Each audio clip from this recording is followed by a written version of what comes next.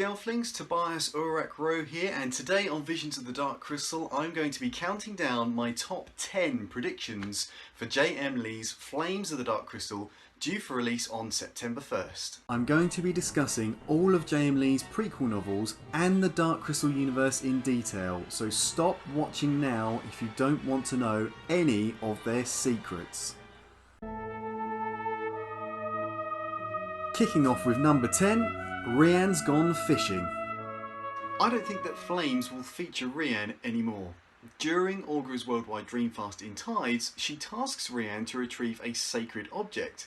I think that this is Jarajan's Thunderhorn, the perfect relic to rally an army. Rian is also the main character in the up-and-coming Age of Resistance TV series, so it doesn't make much sense to use any more of his story content in the prequel novels. Number 9. End, begin, all the same. Similarly, I think that the prequel novels will end on a cliffhanger, leading into the beginning of the new TV series. We all know what eventually happens to the Gelfling, having watched the original film. Kill her! We are sworn to kill all Gelfling! No! She's mine! And we're now aware of the plot that the TV series will follow, which means that the prequel novels can't have a definitive ending, or a happy one either. Lines between clans have been drawn in Tides, setting a backdrop of resistance and civil war for the TV series. Number 8. Throught World Tour. At the end of Tides, the heroes light a fire at the Waystar trees above Hurrah, and blazoning dream etchings across the wall of the Citadel. Earlier on in the story, during Aughra's worldwide dreamfast, she also says to Naya, 7 fires of resistance must be lit. 7 fires by 7 clans. Fires, plural.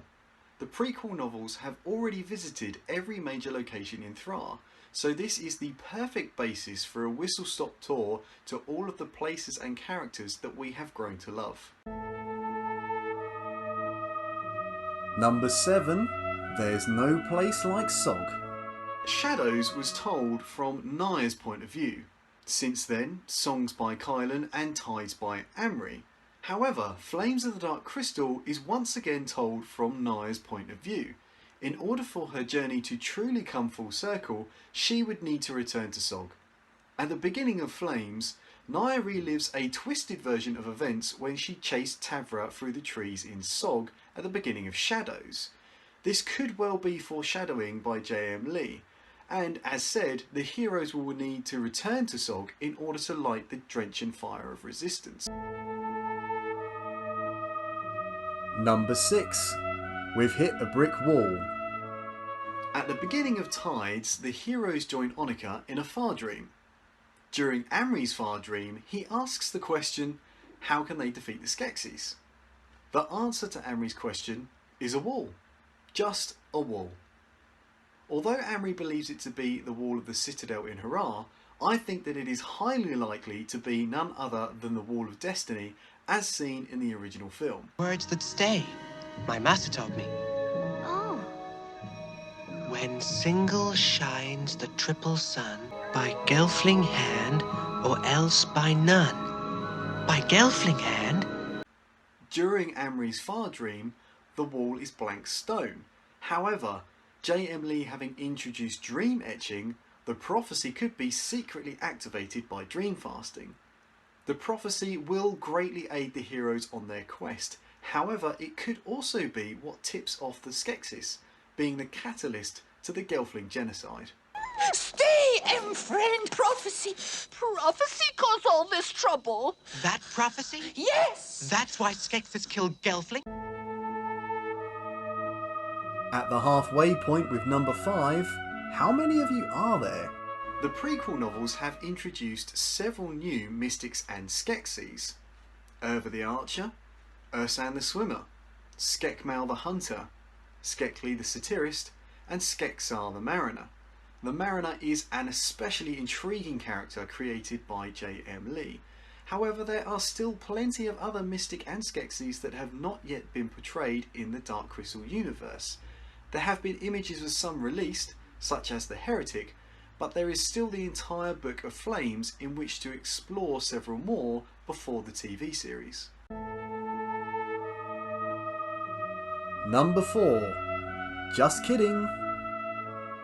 I don't believe that the Allmordra is dead. In Tides, the heroes overhear Skek the general saying, "I say we kill the princess as we did her mother." However, the reader does not see this firsthand. Netflix have also confirmed that the Allmordra will appear in the new TV series, although they have not yet confirmed how. It could be flashbacks. The Skeksis have proved that murder isn't beneath them.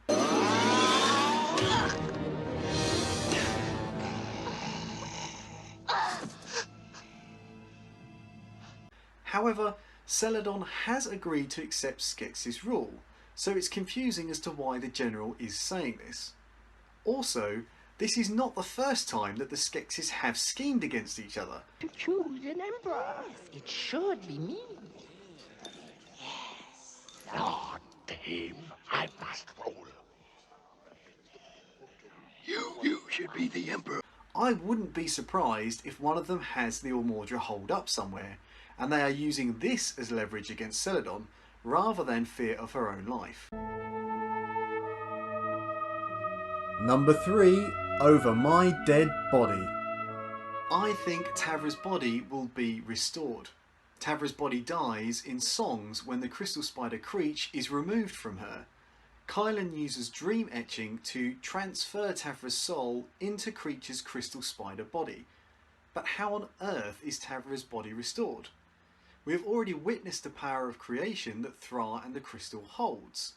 Creation myths shows how Aughra was born of Throught, and Kira is resurrected by the crystal's light after the ritual master Skeksis murders her at the end of the original film. Hold her to you. She is part of you, as we all are part of each other.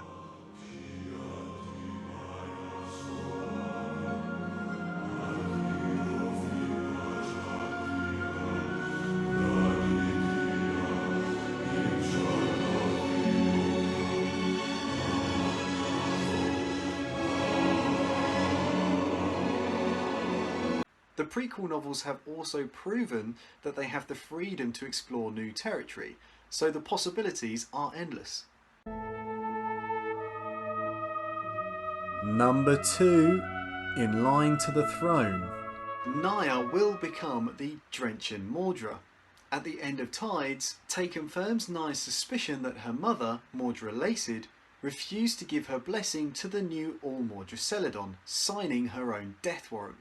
At the beginning of Flames, Gurgen saves Naya from inside Skeksis the Mariner's ship.